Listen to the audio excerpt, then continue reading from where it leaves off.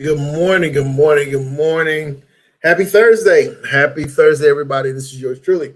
This is Dr. Andre Forward. Glad to be with you. Glad to be with you. Blessings, blessings, blessings from here, there, and everywhere. This is Sound Mind Coaching again. Just letting you know that you have a beautiful mind. Don't waste it. Don't waste your mind. It's beautiful. You can fill it and pack it with so much knowledge that's going to make you healthy and make you healthier. And then, I'm here to give you tools to rewire your mind, retrain your thinking, break out of old habits and things of that nature. So I'm truly excited for what's going to happen today. We're talking today on the toxic effects of negative self-talk. There's an inner voice that's inside of us that says a whole lot of things to us. We know what they are. I'm not saying that we're crazy, but that inner voice helps us.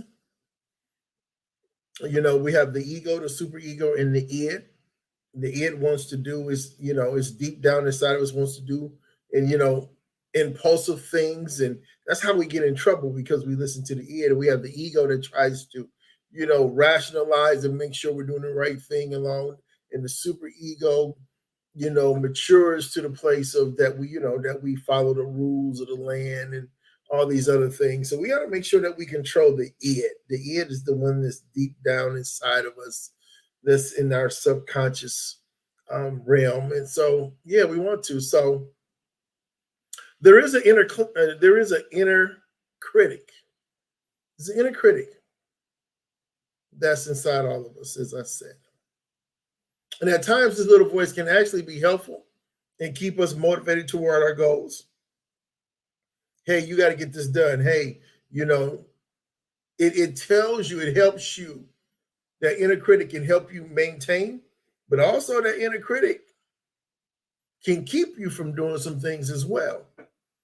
So it can keep you motivated towards your goals. It can keep you level headed. It can help you think logically, but then vice versa. It can remind us that we're about to eat. What we're about to eat isn't healthy. You ever get that? You don't need that. You have that inner voice. You don't need that. You don't need to eat that.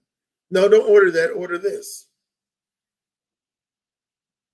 So there's a little war that goes on inside of each and every all of us. Warns us what we should and shouldn't do. But it can also be harmful than helpful, particularly when it gets into the realm of excessive negativity. Hey, Tangi, good morning. Good morning. Bless you, woman of God. This is known as negative self talk, and this can really bring us down. See, a lot of times we talk about other people and other people are doing this to me and that to me and haters and all this stuff. But what are you saying to yourself? What are you saying to yourself? Hmm. Negative self-talk is the is something that most of us from time to time, and it comes in many forms, and it does it also creates significant stress, not only to us but to those around us if we're not careful. Especially if you're one that's easily, if you can easily be overwhelmed. What does, I don't like to use the word vibes. I don't like to do that. I don't like to use the word energy too. But what does that do to people around you?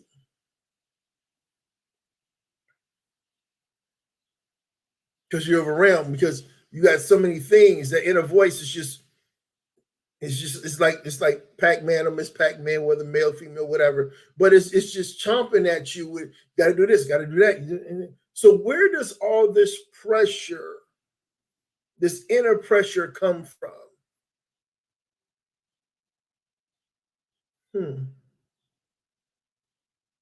Because when we become overwhelmed, it changes our disposition.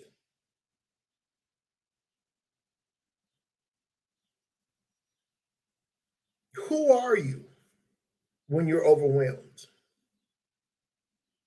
When all the little voices inside your head is, you know,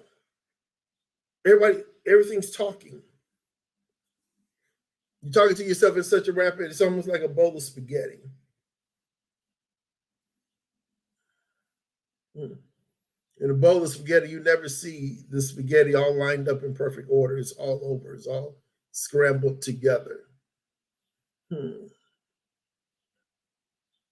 So I'm going to tell you what you need to know so we can get out of this negative self talk because it's defeating.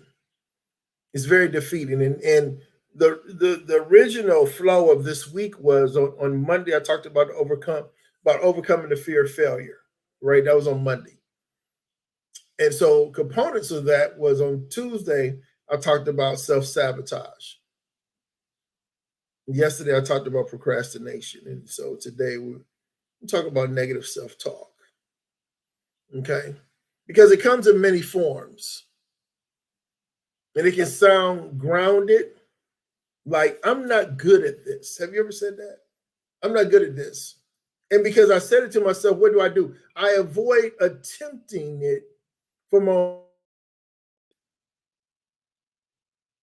It's a safety net that I had to worry about failing because I already talked myself out of it.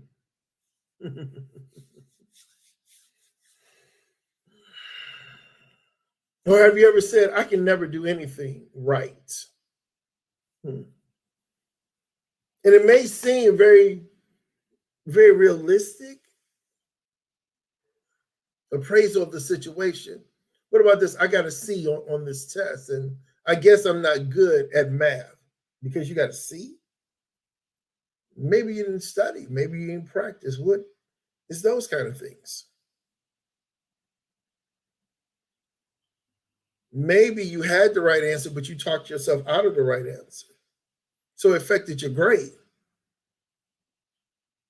So then we create a fear-based fantasy, for example, that I'm not good enough for college, or you started, you went to college, you're in college, and so you're struggling a little bit. So what do? Because you're struggling, you quit because your inner voices say, "Oh, this is too hard." Maybe you have to restructure and set and plan more time that you need to be successful in these college courses. Maybe you need to not take anything, just start one at a time. Take one class a semester, get the feel of it. Especially if you're going back to school. You've been out of school for a minute, you're going back to school, and especially if you're doing online school. Yeah. So we can talk ourselves out of a whole lot of things.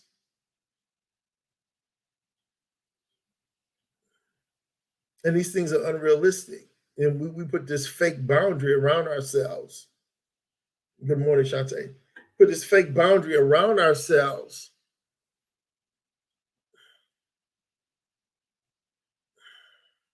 So we give up. We're a quitter. Hmm.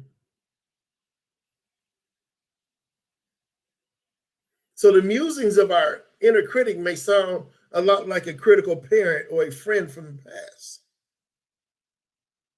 How critical are you on yourself?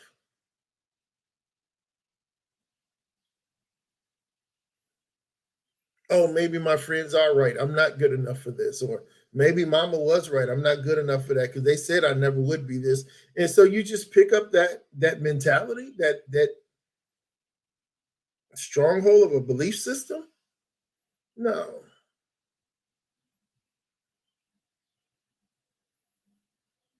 So there's this thing called cognitive distortions where, it's blaming and the like and catastrophizing and all these things that we talk to ourselves. I don't understand how you can love you and talk negative about you. How can you love you and talk negative about you? Now, I can understand that there's some things you may not like about you. Okay. The inner voice, okay, Andre, you got to do better here.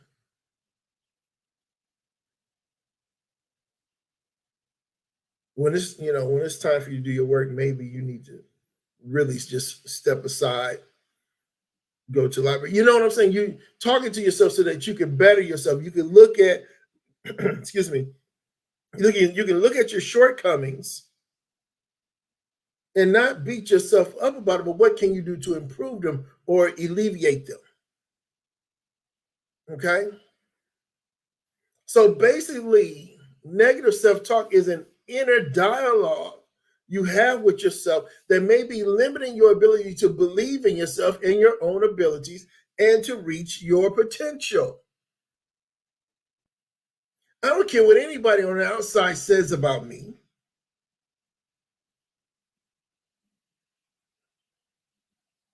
because I don't live to please people. I live to please God. That's just facts.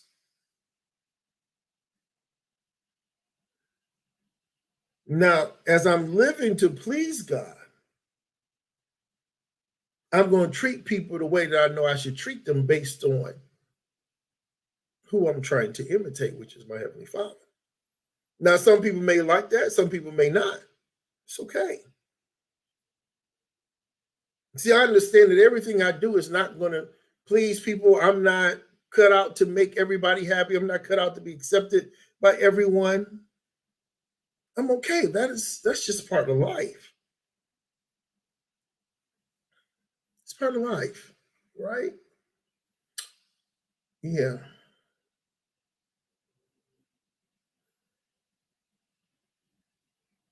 Nobody likes to take constructive criticism.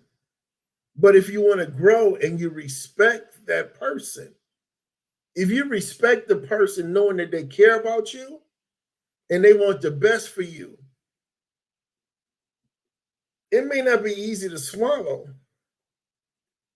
But I don't understand why. I do understand, but never mind that. But why do we have a hard time when somebody points out something about you? It's not pointing out to ridicule you or make you feel less than, but all of us have behaviors, some kind of another, that we don't even know we do.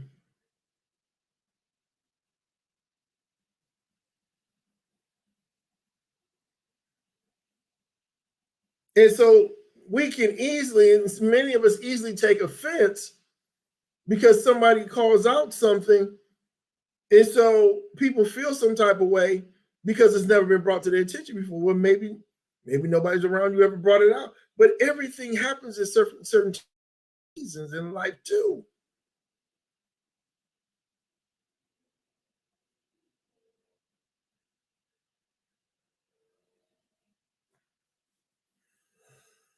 Whew. I think I just woke up, Shante. Hmm.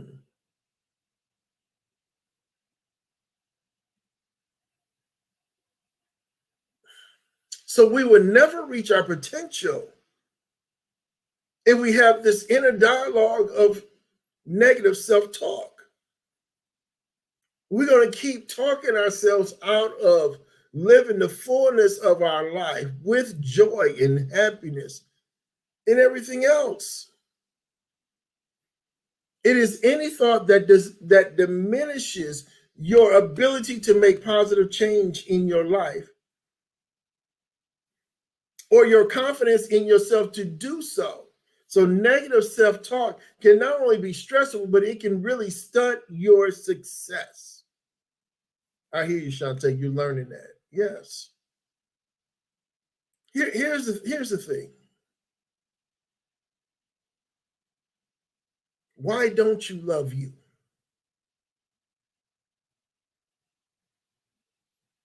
Loving you don't mean that you're perfect, but I appreciate the life that I have. I may not like the current situations that I'm in. There could be other factors that played into that. Okay, but instead of beating myself over that, what can I learn? Let's go back. You may not want to go back, but let's go back. Okay, because some things could have been based on decisions. Some could have been decisions that we delayed.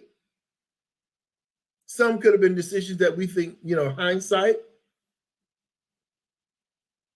But regardless of what they are, what can I learn and what can I do not to repeat it?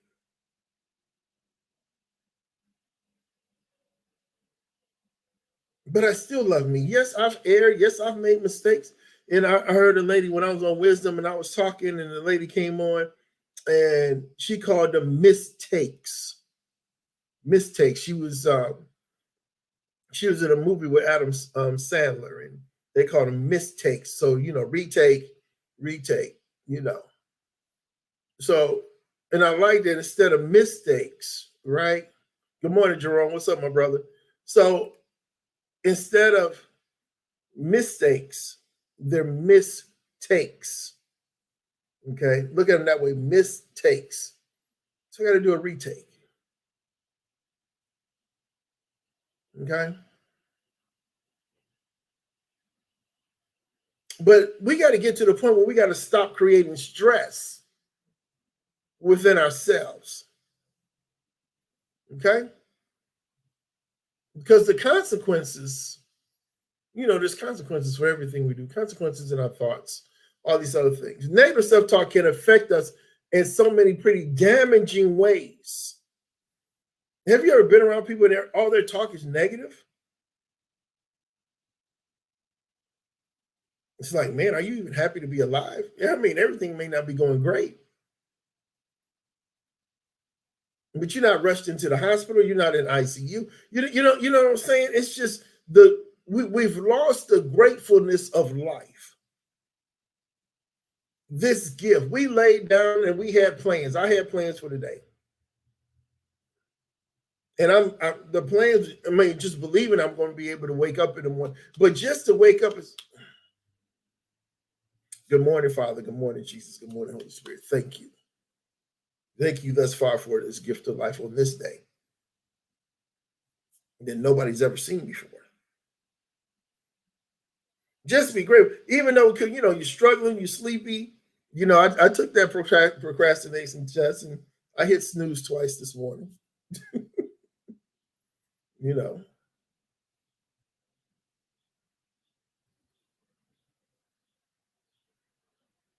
But I'm constantly within myself, Andre, you got to do better here. You got to do better there. Hey, Pastor Lisa.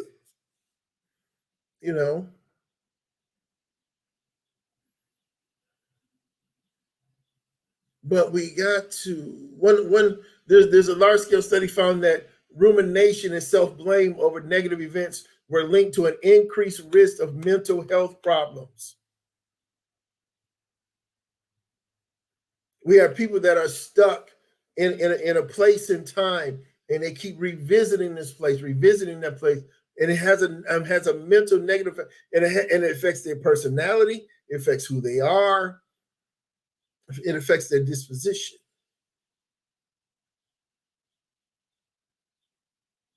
That's why in ministry, and not even ministry, when you talking to therapists,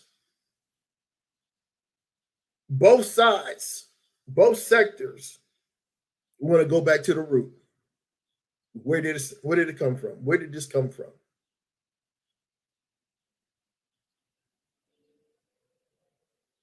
Even when I've done cognitive behavior techniques and stuff with young kids, in school and stuff, when they came to my classroom, I have little worksheets and has them to write down, like, write down a couple of bad experiences. How did you feel?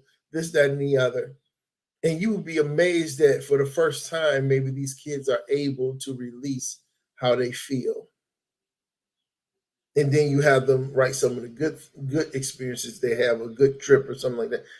And then you get to, there's so many ways to get to this thing, and that's what we need to do. But either way, we got to get to the root. Where did this come from? Where did it start? Where did the door open? Where did the door open? So focusing on negative thoughts may lead to decreased motivation as well as greater feelings of helplessness. Woe is me. I talked about helplessness as part of the 4 H's of self-doubt. hesitation, hiding, hypocritical, and helplessness. Helplessness, then you helpless people who are helplessness, they lean on people for everything. You have your enablers, you have your rescuers. Um, yeah, what are some of the other ones? Enablers, but you have your caretakers, you have your fixers, and they become totally dependent on them. And believe it or not, they have manipulated these people and controlled them for doing everything on behalf, for doing everything for them. So they don't have to do anything there because they're totally dependent on the fixers, on the rescuers. I'm in trouble. Can you help me? You know, who can I go to that's going to rescue me here? Or who can I go to that's going to fix me? Who's going to be my caretaker? Those are people who are helpless. And so this typical critical inner dialogue has even been linked to depression. So it's definitely something that we need to fix. We need to fix this. So those who find themselves frequently engaging in negative self-talk tend to be more stressed. And this is in large part due to the fact that reality is altered to create an experience where they don't have the ability to reach the goals they set for themselves.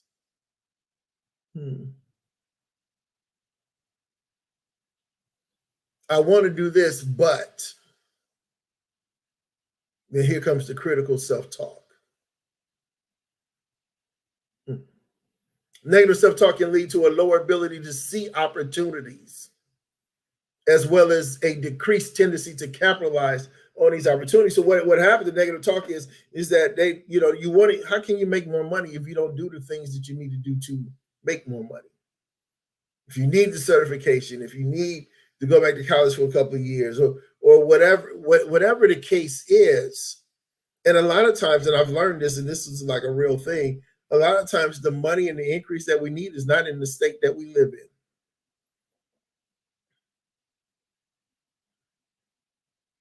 You can pray, and this has happened to me when I was in, you can pray for increase. And then the job opportunity comes with the increase, but it's in another state. What you're going to do? You pray for it. Were you specific? I wasn't specific when I said, I want the increase to be in Pensacola, Florida. I just prayed for increase. So it was a $13,000 a year increase right back here in Michigan.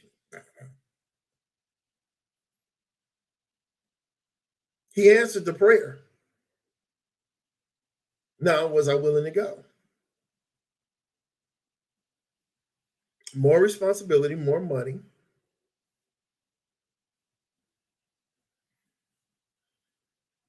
So I did.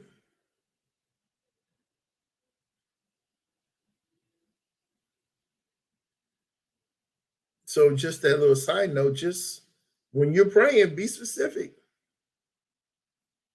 Because that door open and you may have to relocate. But he gave you what you prayed for. So negative self-talk can lead to a lower ability to see your opportunities, right? And this means that the heightened sense of stress comes from both the perception and the changes in behavior that come from it. So other consequences, here's other consequences that happen when we do this negative self-talk. Limited thinking. We have limited thinking. The more you tell yourself you can't do something, the more you believe it.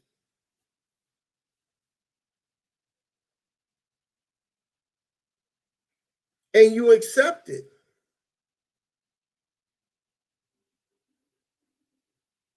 That could be fear-based. It could be a challenge.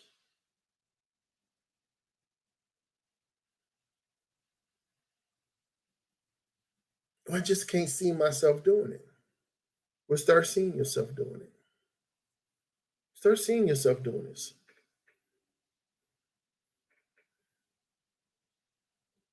Perfectionism. We talked about this the other day. You begin to really believe that great isn't as good as perfect, and that perfection is actually attainable. So in contrast, mere high achievers tend to do better than their perfectionist counterparts because they are generally less stressed and are happy with a job well done. They don't pick it apart and try to zero in on what could have been better. Right? They don't do that. Next weekend, the conference is here. I'm not stressing out. I'm not going to stress out. I want it to be good. I want it to be great. But I'm not worried about the little imperfections. I'm not worried, because really don't nobody know but me, my wife. But I ain't sure. If a speaker goes over 45 minutes, why? Okay. It's fine.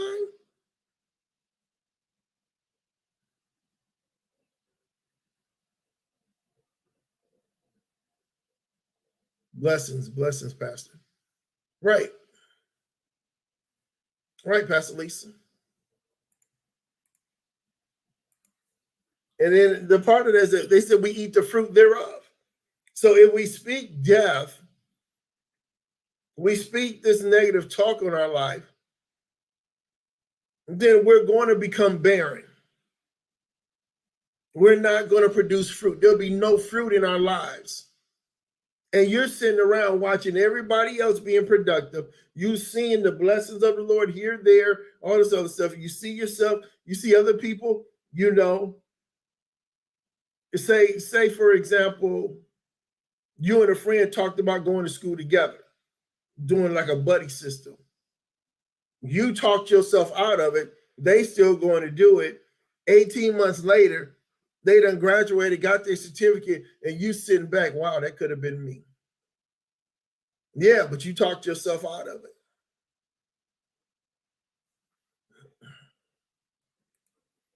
They tried to encourage you. They're like, look, we got this. We can study together. We can do this, that. We can carpool together. All these other things. But somehow, some way, you allowed yourself to talk yourself out of it, knowing that it's going to benefit you, benefit your family, whatever, whatever it could be. But you talked yourself out of it. Then you'll sit back with a woe is me attitude, the pity party, and all these other things.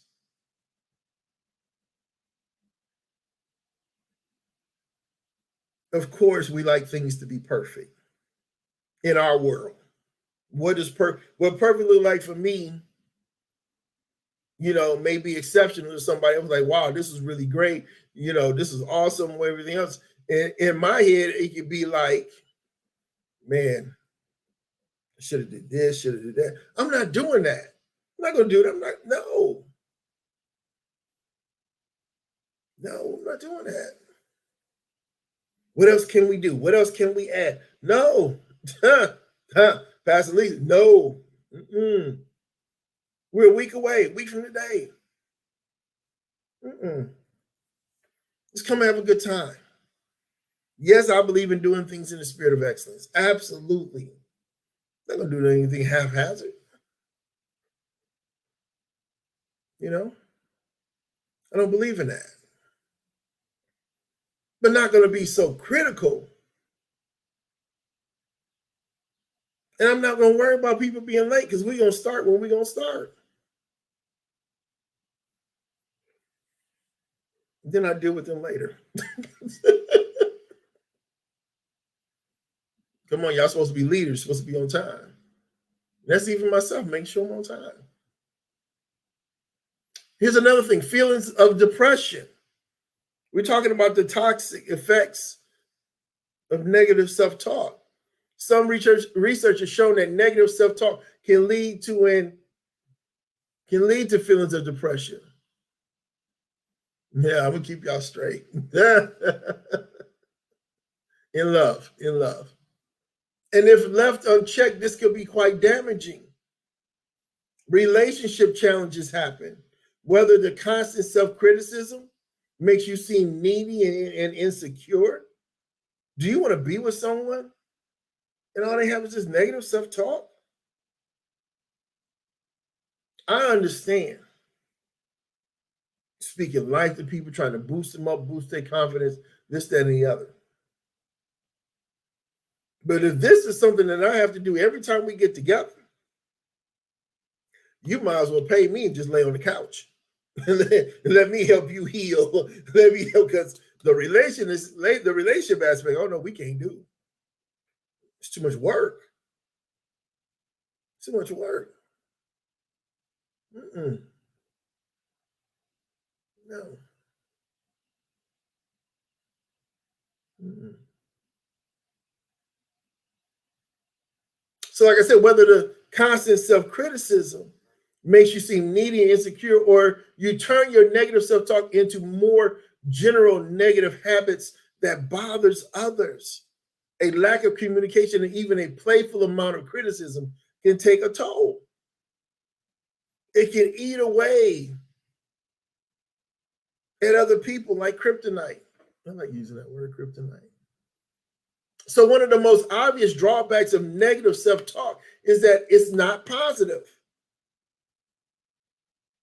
Yes, it sounds simplistic. Negative self-talk is not positive, correct. But research has shown that positive self-talk is a great predictor of success.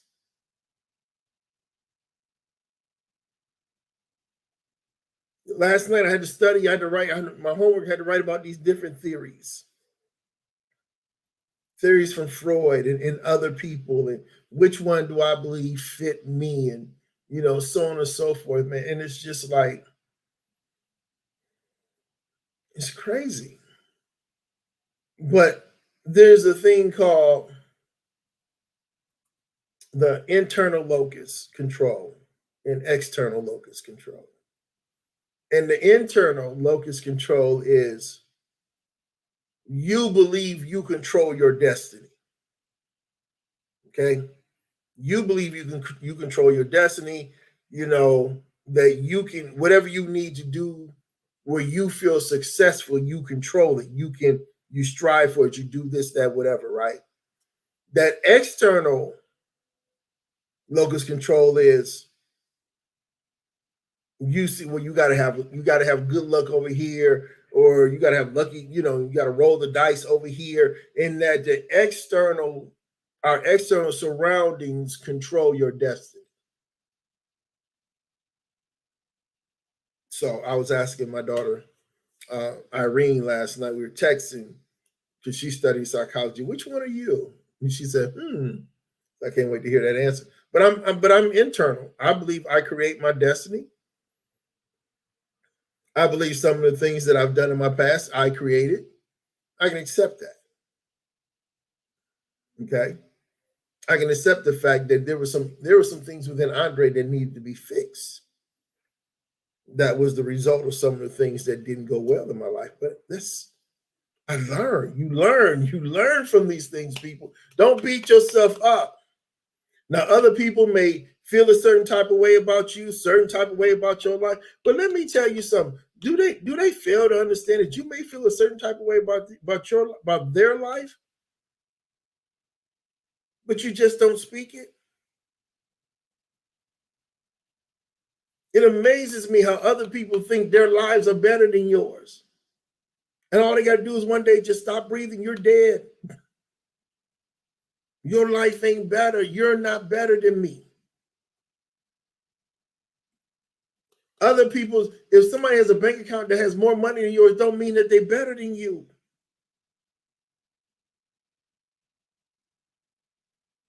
Don't let a prideful person put that over you. Yes, they can take trips. Yes, and they can do this, that, and but it don't make them better than you.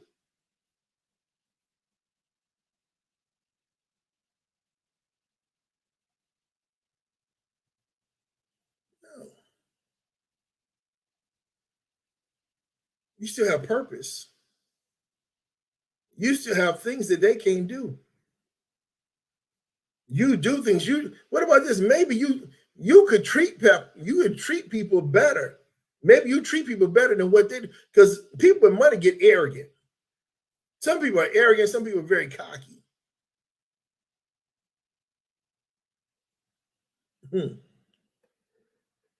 I digress.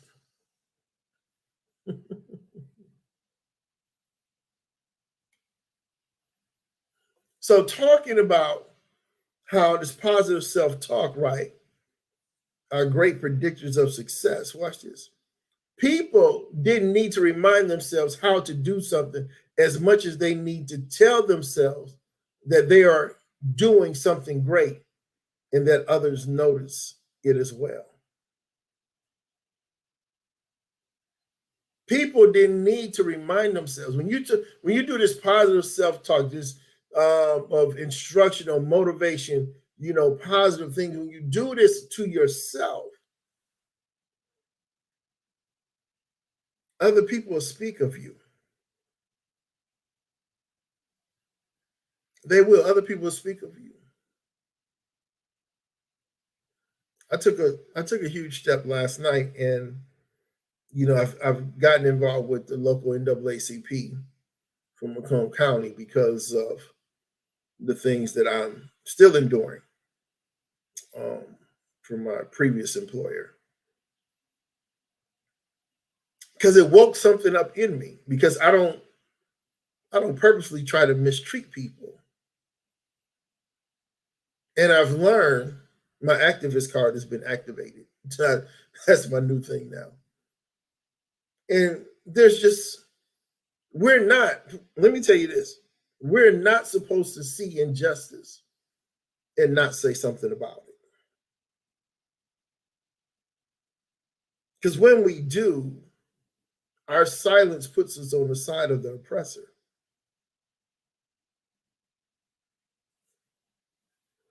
So in Macomb County, um, we are grown. We have to grow. We don't have enough members. So we're gaining. So if you live in Macomb County, you don't have your you ain't a membership in NAACP, you need to come see me. But because of what has happened to me, it ignited something. So now I'm the executive of the education for the Macomb County branch of NAACP, which means that when there's any type of discrimination in the education system, you're going to see me. You're going to see me. Kids being bullied in school, kids, racial slurs, teachers, whatever it is in the educational system, that's my arena now. To protect people's civil rights.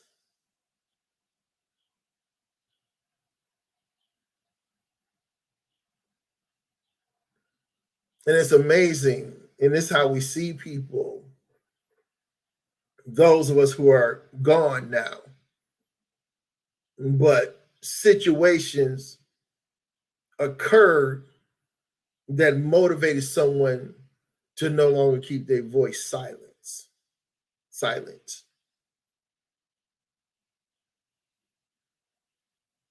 And it ignited a flame inside.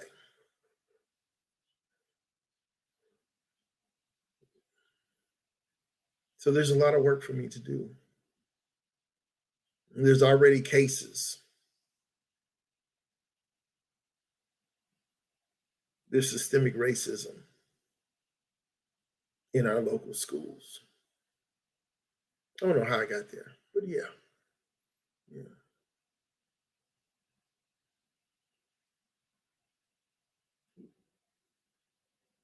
But we can't allow, we're not allowed people's negative self-talk, negative talk to be penetrated in the minds of the people that will become negative self-talk to them. So what happens is that I will be the megaphone, the microphone for their voice. New arena.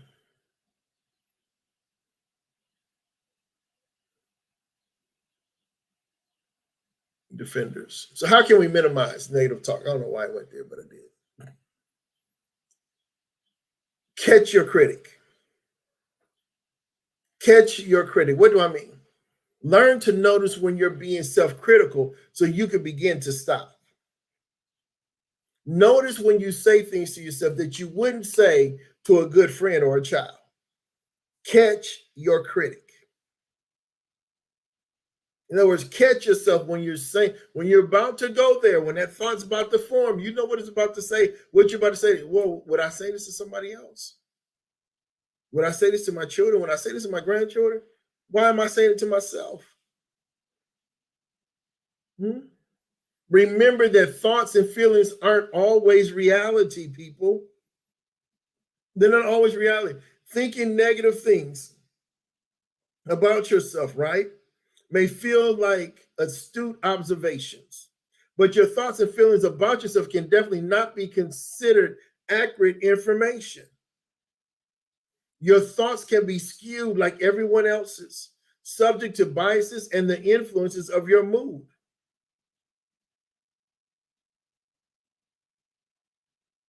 So the phrase sometimes that's been told to me is, give yourself some grace.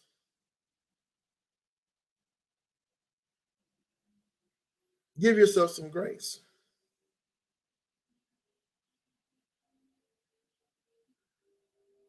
Do your own pep talks.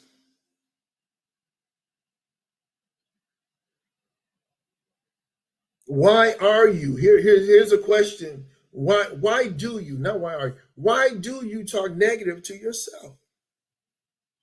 Where did that come from? Where did this self-defeatedness come? Where's the root?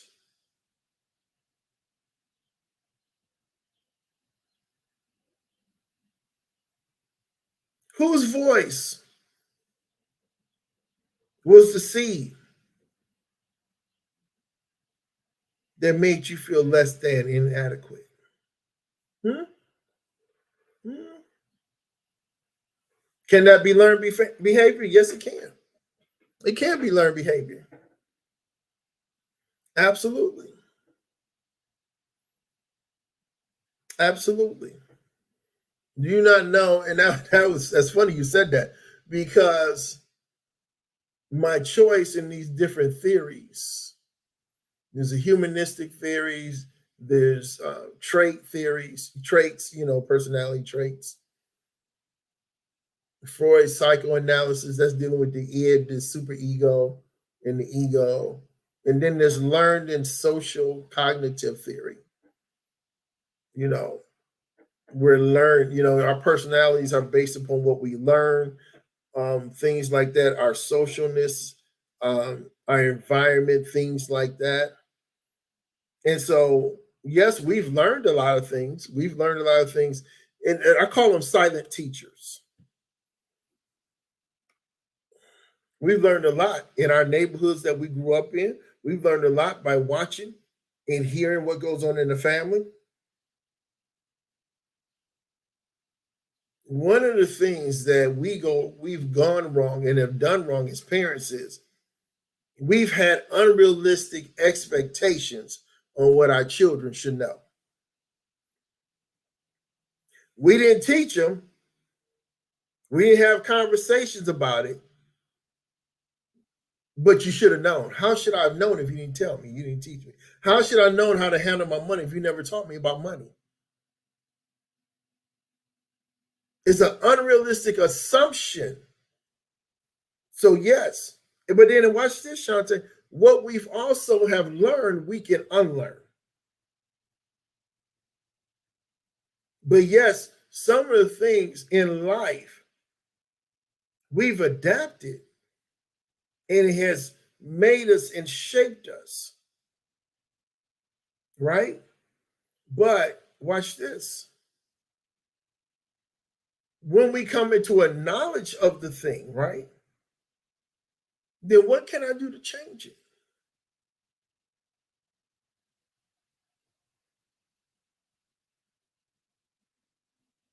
Years ago, I'll give you an example. Years ago,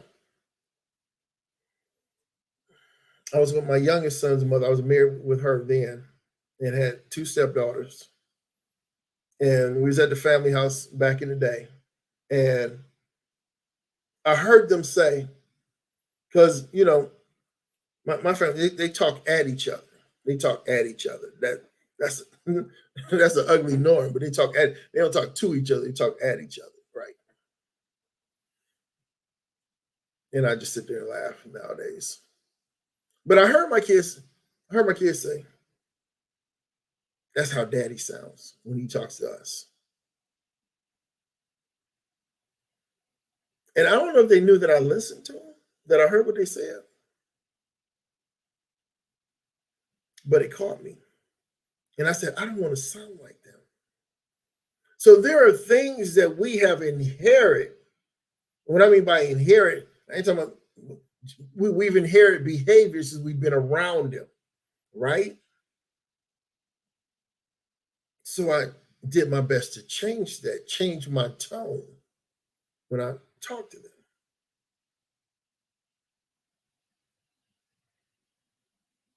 So learned behavior can be unlearned and learn something else that's better, right? Good question. Great question. Great question. So let's remember that thoughts and feelings aren't always reality. So what we got to do then? We got to check our emotions. Because just because my emotions is having me feeling some type of way, is my emotions accurate to what's going on? In other words, is the way I'm feeling in proportion to what I'm hearing or what I'm seeing or the situation at hand?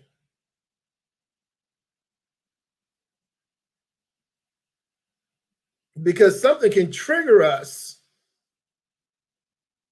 and we're reacting irrationally in a situation that didn't come for all that. A lot of times we don't even have all the pieces and we're off and running. And we're reacting based off of somebody else's irrational emotions. Now I'm irrational, and now we're going over here, and then you get there. I'm gonna give you a prime example. Jesus. It was right near the end of the school year. One of my colleagues on the radio, come over to the Fort Pod, come over to the Fort Pod, right away, get over here. I'm doing the fast walk.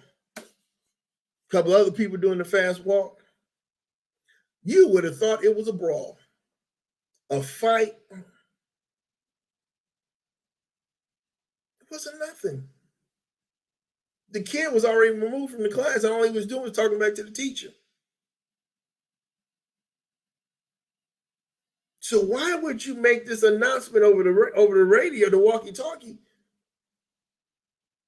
Like we need to get the sheriff's department here.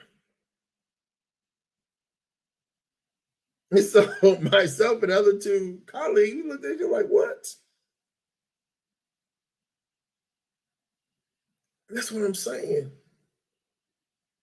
Because then what happens is because of that emotion that was released, we could have been running over there and, we could have fed off of that and then mistreated the student because of emotions. No. The situation was already handled. Why are you acting like this? Something about the individual who made the call over the radio.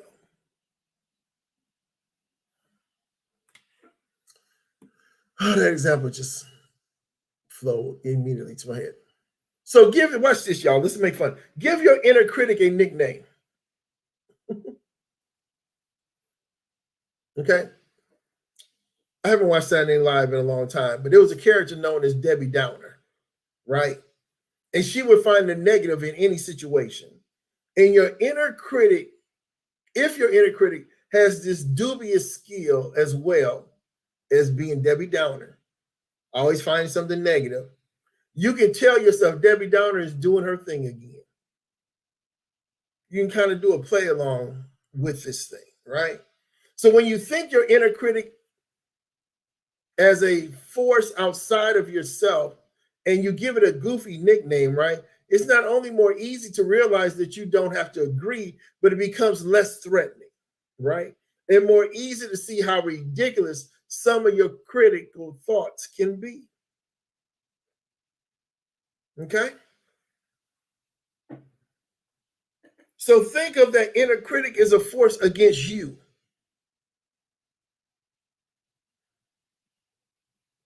Give it a little nickname. Okay, here he come. Here she come again, trying to talk me out of my purpose, trying to do this, do that. You call it, here come Felicia. Here come Karen. Whatever it is, whatever name you want to, assess to it, then it becomes less threatening.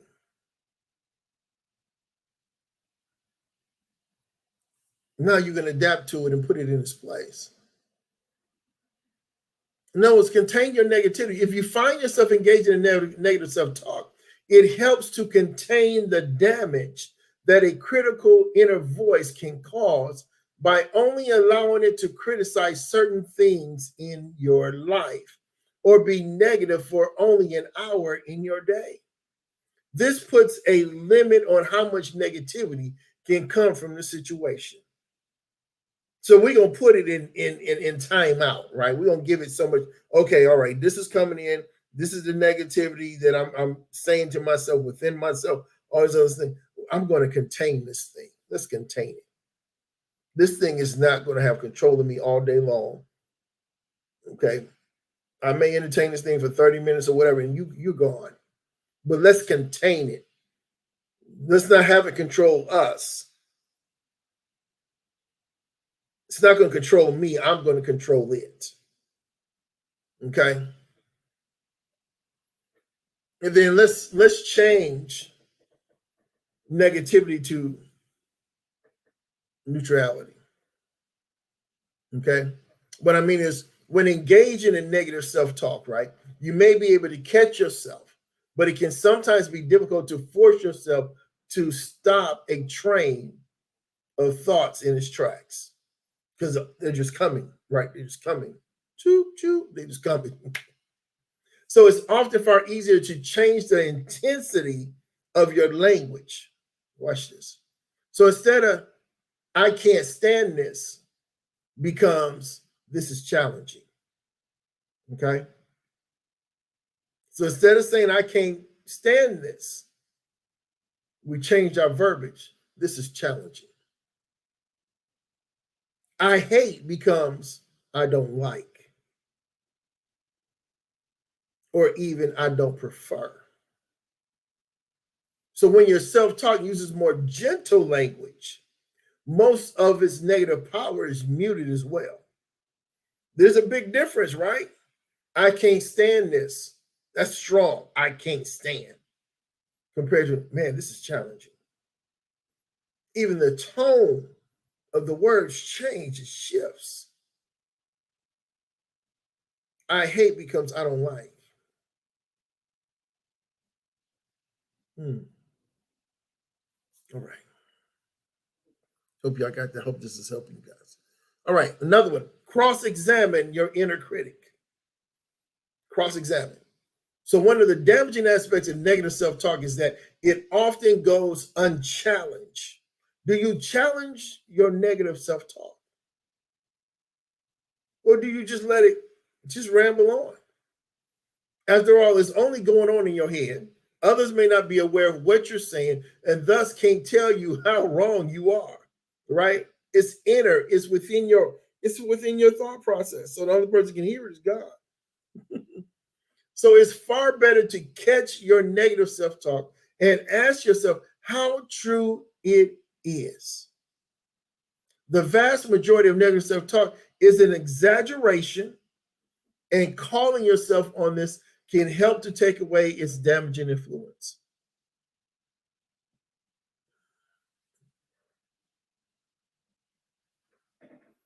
Man, I can't do this. Why? Why can't you? Why can't I do this? Cross-examine the statement in your head. Cross-examine it. Here's another one. Think like a friend. So when our inner critic is at its worst, it can sound like our worst enemy. So often we say things to ourselves in our head that we never say to a friend. Why not reverse this and when you catch yourself speaking negatively in your head, make it a point to imagine yourself saying this to a treasured friend, a friend that you really, that's dear to you. And if you know you wouldn't say it this way, then how would you share your thoughts with a good friend? Or what would you like a good friend to say to you? So this is a good way to shift your self-talk in general. Think like a friend. Okay. Shift. I got to talk. I got to slow down. Shift your perspective. Shift your perspective. So sometimes looking at things in the long term can help you realize that you may be placing too great an emphasis on something. For example, you may ask yourself, if something you're upset by will really matter in 5 years or even 1 year from now? Okay, what type of effect is this having? What's the longevity of this? Okay. How much will this matter 1 year from now, 5 years from now? Another way to shift your perspective is to imagine that you are panning out and looking at your problems from a great distance. So even thinking of the world as a globe and of yourself as a tiny, tiny person on this globe can remind you that most of your worries aren't as big as they seem. Really, they're minute. This can often minimize the negativity, the fear, and urgency in negative self-talk. How big is this, really? How big is this?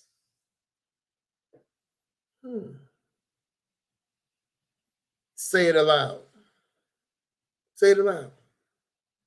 Sometimes when you catch yourself thinking negative thoughts in your mind, simply saying them out loud can help you. Say it aloud. Telling a trusted friend what you're thinking about can often lead to a good laugh and shine a light on how ridiculous some of your negative talk can be. Other times it can at least bring support. Like my brother Clifton. We'd be bouncing stuff, saying stuff, It doesn't necessarily be negative, but something like, yo, man, what are you thinking about? What is wrong with you? Share it. Even saying some negative talk phrases around under your breath can remind you how unreasonable and unrealistic they sound. And this will remind you to give yourself a break. Give yourself some grace.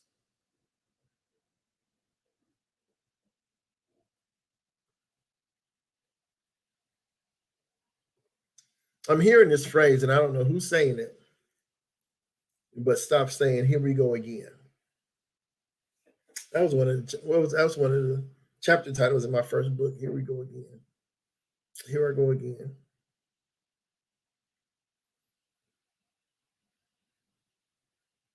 You're saying it because it's a repeated pattern of something. Oh boy, here I go again. Sounds so dreadful. Stop that thought.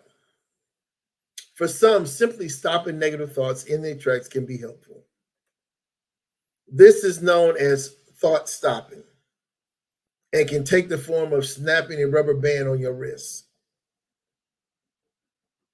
I was watching a TV show and the guy was doing that. And he would just pop it. He'd pop it on his wrist. So that's good. So you're having a negative, you being critical about yourself, a negative thought, take the rubber band and pop your wrist. Hey, wake up. Wake up. We're not doing this today. So So it's visualizing a stop sign or simply changing to another thought when a negative one enters your mind. So this can be helpful with repetitive or extremely critical thoughts like "I'm no good." Pop, yes you are. We're not doing that. Or "I'll never be able to do this." Nope. Pop that rubber band. Okay. Replace the bad with some good. We're about done. Replace the bad with some good. So this is one of the best routes to combating negative self-talk.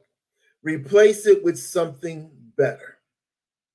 Take a negative thought and change it to something encouraging that's also accurate.